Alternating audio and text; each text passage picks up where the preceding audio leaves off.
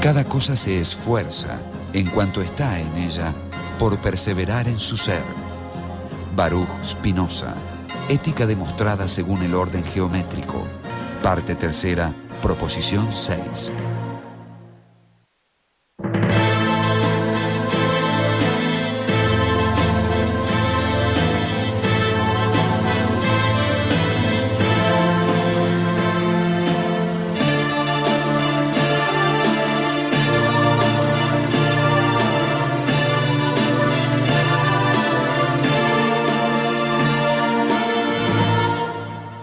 Baruch Spinoza.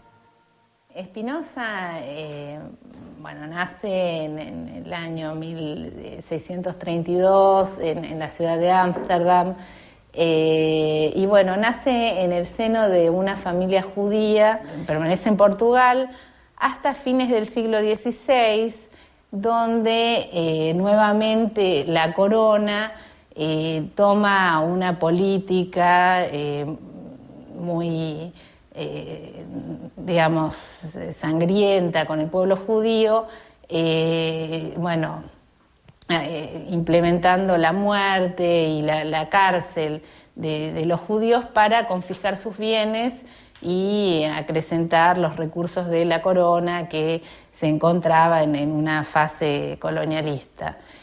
En esta circunstancia, el padre de Spinoza, Miguel Spinoza, decide emigrar y pasa primero por Nantes, una ciudad francesa, y luego se radica en Ámsterdam. La familia de él, podríamos decir que mantuvieron la tradición judía, la práctica religiosa, sus costumbres, pero debieron salir perseguidos o exiliados como tantos otros.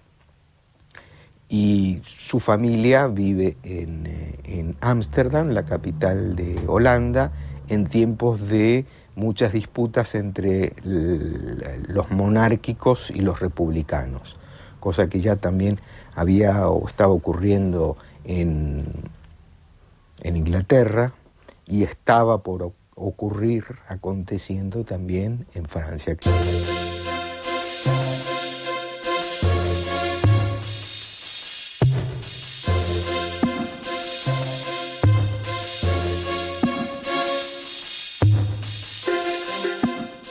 Baruch Spinoza, también conocido como Benedicto Spinoza, perteneció a una familia que ocupaba una buena posición en la comunidad judía de Ámsterdam.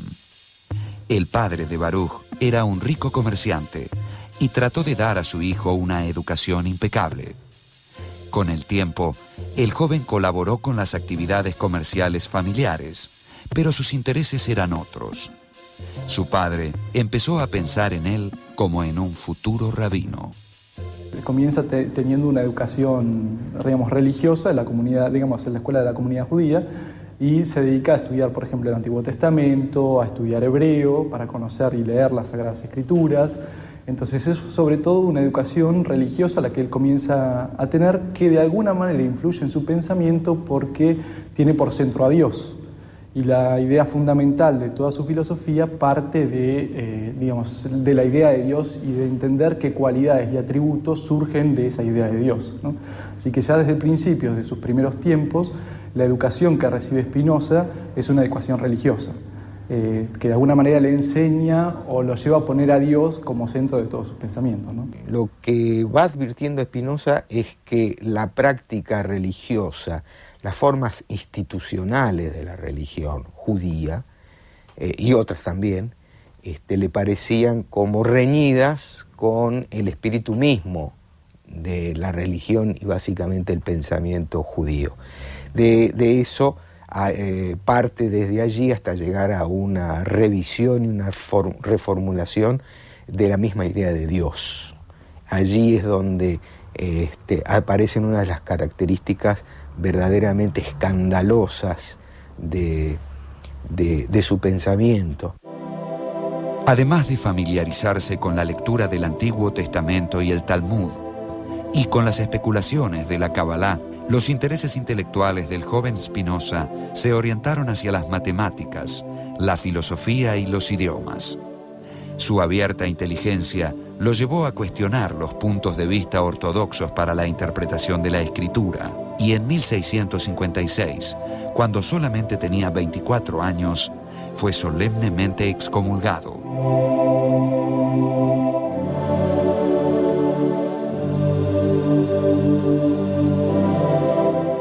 De modo que a partir de ese momento quedó prohibido a cualquier miembro de la comunidad judía leer sus textos, relacionarse con él e incluso acercarse físicamente a su persona.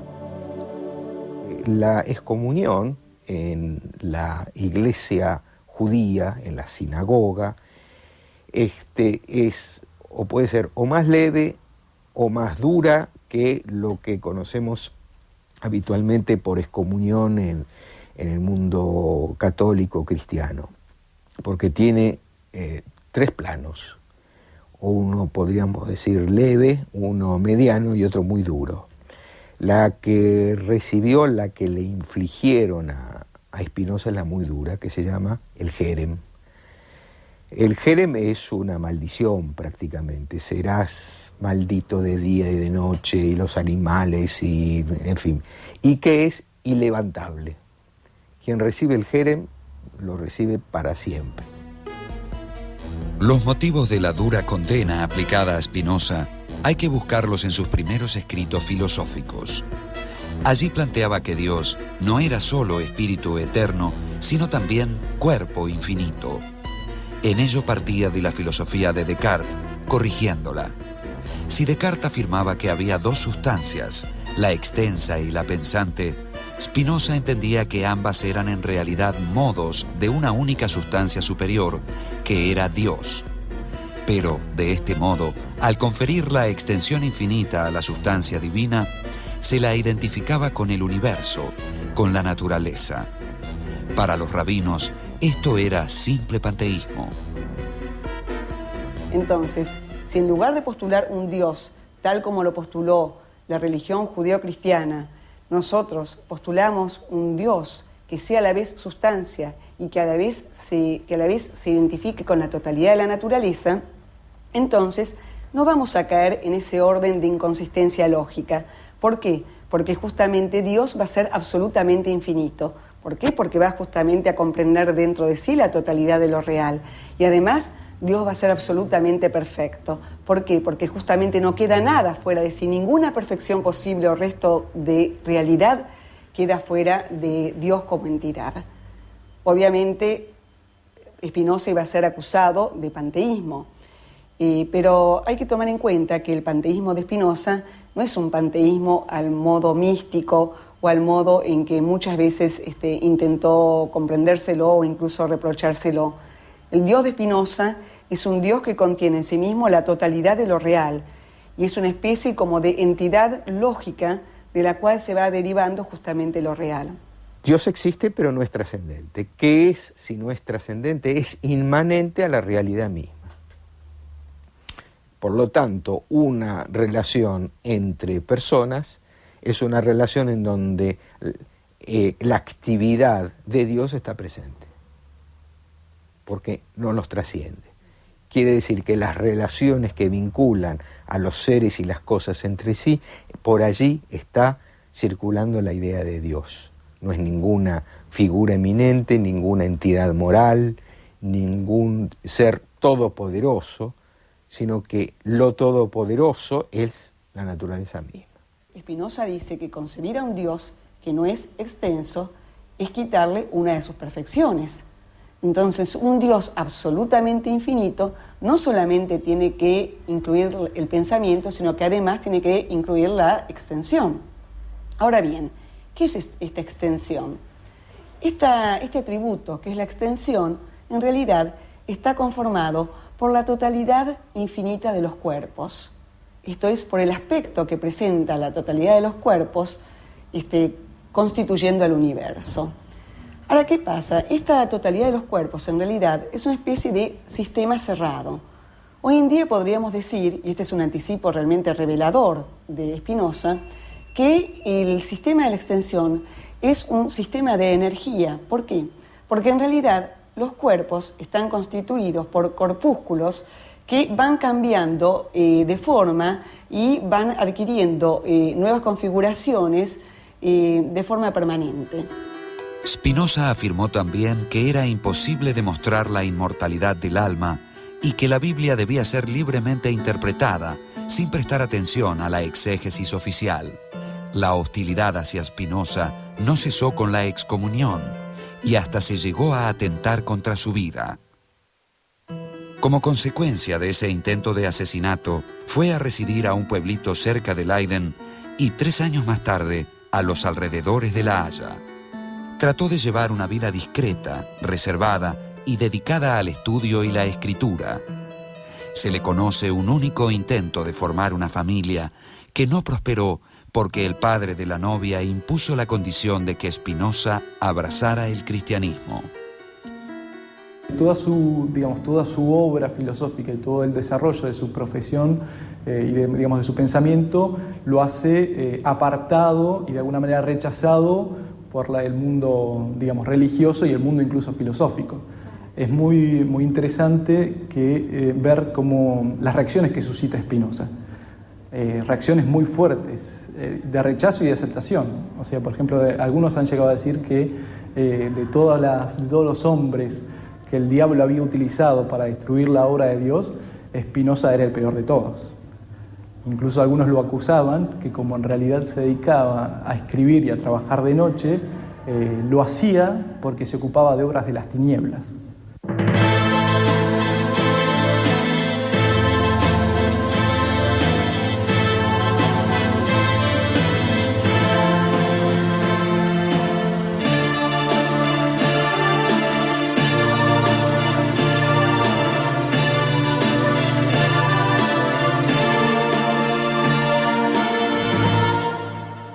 Baruch Spinoza.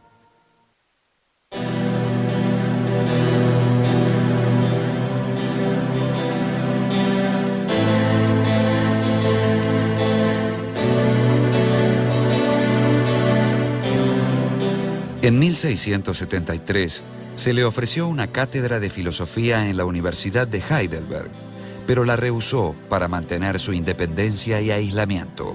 Solo 2 obras fueron publicadas por Spinoza durante su vida: Los Principios de la Filosofía de Descartes y el Tratado Teológico Político, aparecido anónimamente en 1670. Poco después de su muerte, irían apareciendo sus otros escritos y su obra más importante, La Ética demostrada según el orden geométrico. Porque en realidad Spinoza escribió su obra principal siguiendo el método de Euclides. El método de Euclides parte de ciertos axiomas y de ciertas definiciones, y a partir de esas definiciones y de esos axiomas se van derivando, lógicamente, una serie de proposiciones a lo largo de las cuales se demuestran justamente esas definiciones y esos axiomas de los cuales se partió. Él dice que va a tratar de las pasiones y de los sentimientos humanos como si se tratara de líneas y de puntos. Entonces, la ética que funda Spinoza es una ética objetiva, es una ética que es deducida justamente como se deducen las propiedades de un triángulo. Entonces, el amor intelectual, que es la figura, de Spinoza, o el elemento, donde culmina toda la ética de Spinoza, el planteo ético de Spinoza, es ese alcanzar la forma de conocimiento más perfecta por la cual yo veo toda la realidad surgiendo, cada cosa singular surgiendo, o como un modo, finito, y todas las cosas relacionadas entre sí, que en el fondo están surgiendo de ese ser divino que es Dios. Surgiendo obviamente necesariamente, constantemente en todo momento. E incluso me comprendo a mí mismo como una manifestación de Dios, y ese amor que yo tengo a esa fuente de la cual surjo, o a esa causa inmanente que es Dios, me doy cuenta que es Dios amándose a sí mismo. El problema no es Dios, sino el uso político-moral que se hace de Dios. Este es un tema tal vez el más escandaloso, en donde a partir de ello él dice toda moral que construye qué es el bien y qué es el mal es un aparato de sometimiento y obediencia. De ahí que su libro principal, La Ética, sea el texto más escandaloso, donde dice son las relaciones entre las cosas y entre los hombres las que establecen lo bueno y lo malo. No existe el bien y el mal, sino lo bueno y lo malo. ¿Qué es lo bueno? Aquello que, no siendo yo mismo, me afecta y me produce sentimientos de alegría. Me compone. Aquella otra cosa que el término que utiliza son encuentros, que se generan encuentros y composiciones. Lo que genera desencuentros y descomposiciones en las afecciones entre los seres y las cosas son las pasiones tristes. Spinoza, tanto en la ética como en su tratado político, hace una crítica muy fuerte a aquellos filósofos y teólogos que tratan a las pasiones humanas como si fueran pecados o vicios de una recta razón. Y lo que va a marcar Spinoza es que las pasiones son constitutivas de la naturaleza humana, que son tan naturales como las acciones. Y bueno, que solo sobre el reconocimiento de este carácter pasional, ineludible en todo hombre, es que efectivamente se va a poder acceder al conocimiento. La filosofía de Spinoza parece priorizar el aspecto lógico, formal o arquitectónico del sistema, su orden geométrico. Sin embargo, le da gran importancia a aspectos tan poco formales como el cuerpo, las pasiones, los afectos y ese deseo o impulso que recibe el nombre de conato.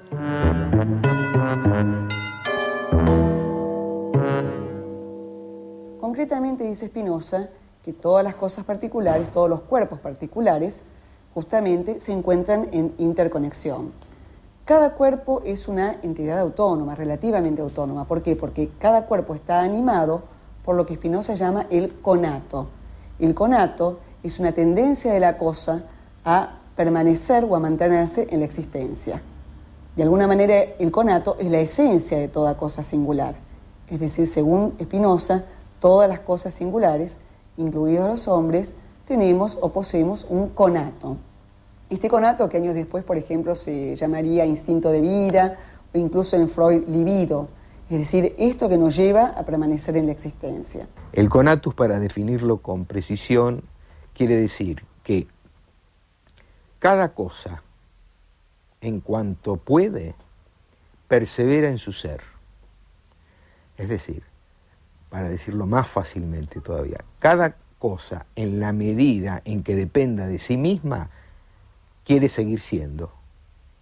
En la medida en que no haya circunstancias exteriores que le impidan ser, cada cosa persevera en ser. Los conatos también, además, se pueden unir entre sí para justamente constituir nuevos organismos o nuevas relaciones.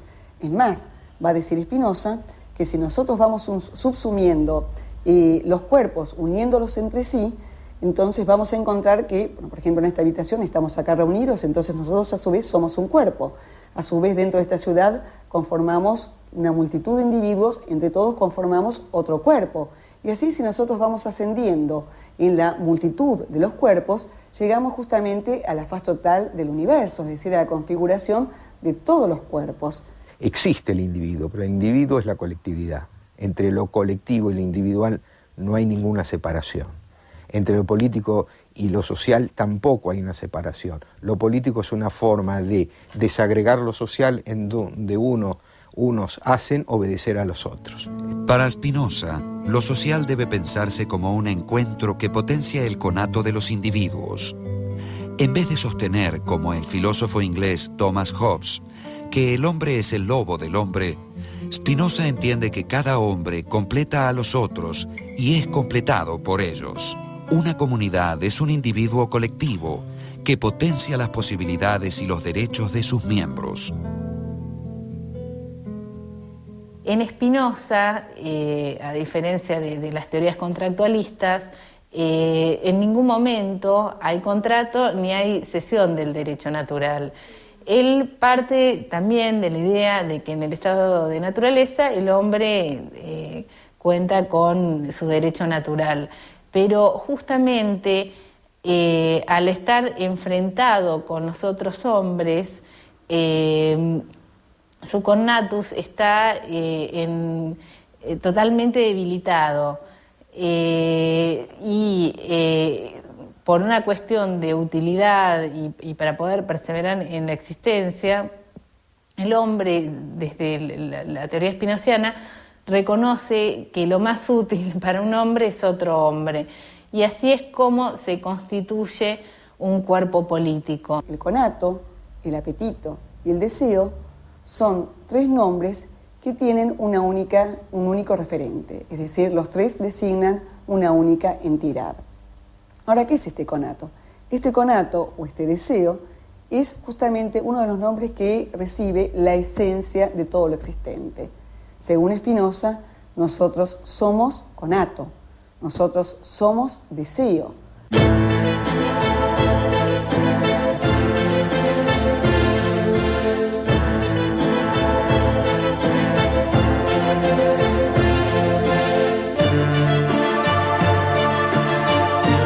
Baruch Spinoza falleció de tuberculosis en 1677. Solo tenía 44 años de edad. Su filosofía fue a la vez mística y racionalista, iluminista y religiosa. Ha influido a Georg Wilhelm Friedrich Hegel, a Sigmund Freud, a Gilles Deleuze y a muchos otros pensadores.